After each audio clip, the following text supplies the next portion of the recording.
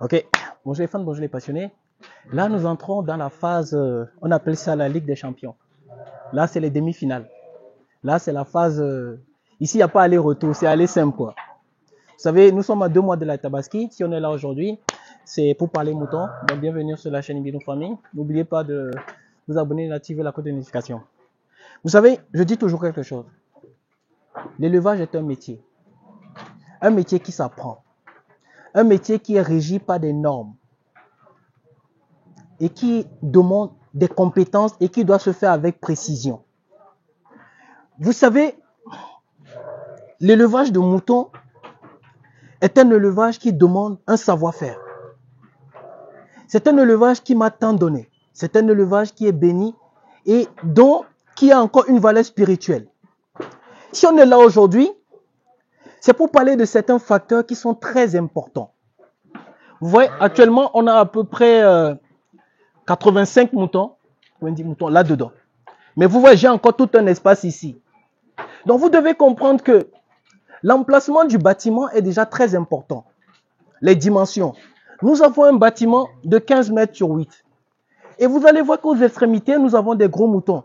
Quelle est la place qui est recommandée pour des gros moutons? Quand vous prenez par exemple ces loges-là, pour les gros moutons qui vont partir au-delà de 400-500 000, ils ont besoin juste d'un espace assez réglementaire. Et la norme, c'est quoi? C'est 1,20 m sur 80 cm. Donc c'est pour ça que vous voyez, quand vous regardez là-bas, vous avez banalement vos 15 moutons sur l'alignement. D'accord? Quand vous regardez maintenant, c'est ici que ça se joue. On croit qu'on les a juste mis comme ça. Non. La quantité qui est à l'intérieur dépend en fait d'une densité qui est bien calculée. Pour des moutons moyens, ici, il faut entre 0,50 et 60 cm de large par mouton. Et il faut à peu près toujours les 1,20 m de long par mouton. Vous savez, l'embauche est différente de la reproduction. L'embauche, c'est un principe très simple. Quand on dit embauche, c'est on réduit la surface de vie de l'animal. Pourquoi? Pour que l'animal puisse valoriser en fait tous les nutriments que vous lui donnez dans l'alimentation. Et c'est ça qui fait qu'un animal qui va en divagation sera toujours maigre qu'un animal qui est élevé en stabilisation. Et c'est pour ça que vous voyez, quand vous regardez ici par exemple, vous avez à peu près une cinquantaine qui peut aller là facilement. Parce que quand on regarde la superficie de ici, on a à peu près 42 mètres carrés. Et nous l'avons divisé en deux en fonction des races que nous avons. Vous allez voir que ici, nous avons essentiellement les moutons moyens, mais c'est plus les bali-bali, et puis des balamis, et des bouzous, des métissés. De l'autre côté, vous avez que des houdas. Et sur l'alignement, vous avez des gros moutons. Et qu'est-ce qui se passe aussi? L'autre chose que vous deviez absolument comprendre. Vous voyez, il est à peu près midi. On vient de faire le repas. Et c'est pendant le repas que vous devez regarder la santé de vos animaux. Pourquoi il est l'autre élément important? Certains disent qu'il faut attacher les moutons. Moi, je dis non. Lorsque vous respectez la densité et que le mouton n'a pas assez d'espace, il y a moins de combats. Les moutons se frappent parce qu'ils ont de l'espace. Parce que le mouton, il a besoin de faire 2 pas en arrière pour prendre l'élan pour aller taper l'autre.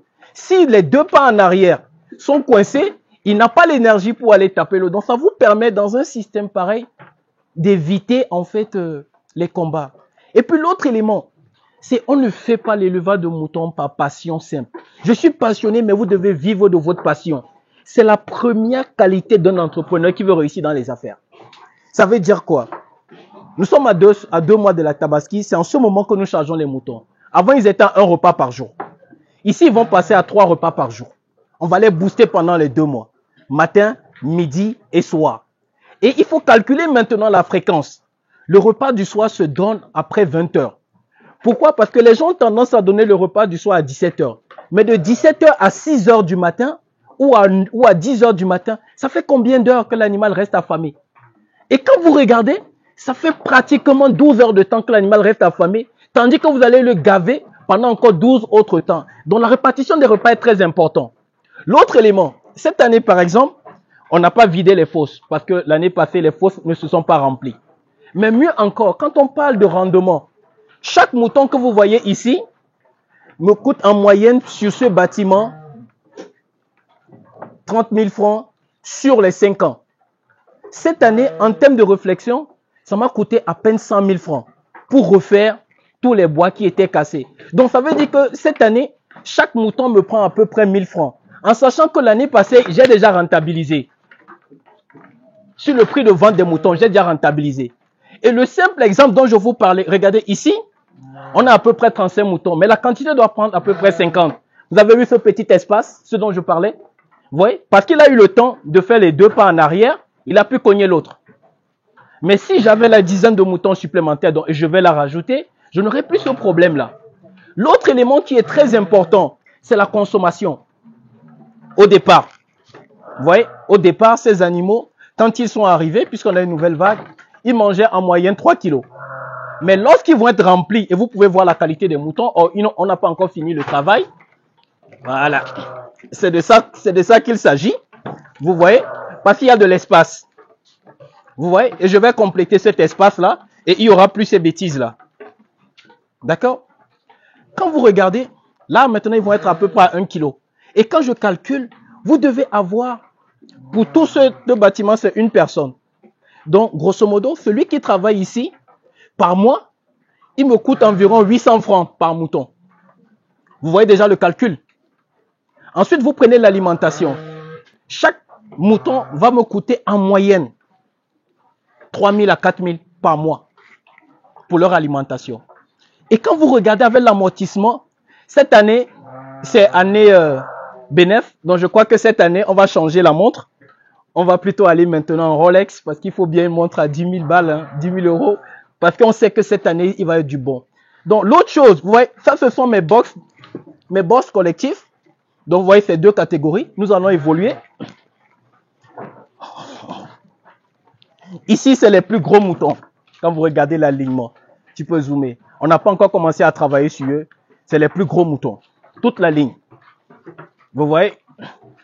Et c'est là qu'on a vraiment du potentiel. C'est les plus gros. Vous voyez? Et l'autre chose, je n'achète jamais mouton plus de 170 000, 150 000. Ici, tous les moutons que vous voyez là ont une moyenne marchande à ce prix-là. Mais c'est des choses, parce qu'il faut toujours calculer. The money is very important. Et c'est ce que je disais pour le suivi. Vous voyez, ici, c'est les Ouda. Ce sont mes préférés. Vous voyez, ce sont mes préférés. Vous le connaissez déjà. Lui, c'est Bako. C'est lui seul qui s'occupe de tous ces moutons-là. Grâce à l'installation que j'ai pas besoin de beaucoup d'employés. Donc, j'économise sur la main-d'œuvre. Donc, vous voyez, regardez, ils sont en train de manger. 60% de mon alimentation, c'est la drèche.